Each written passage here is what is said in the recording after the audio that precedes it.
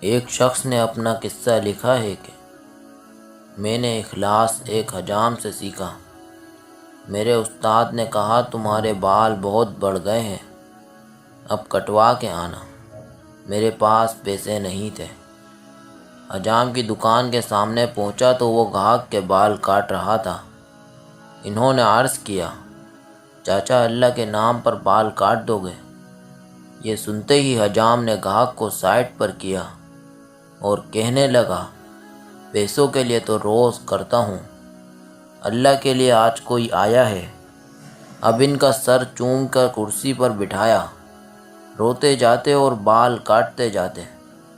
اس شخص نے سوچا کہ زندگی میں جب کبھی پیسے ہوئے تو ان کو ضرور کچھ دوں گا۔ عرصہ گزر گیا، یہ بڑے صوفی بزرگ بن گئے۔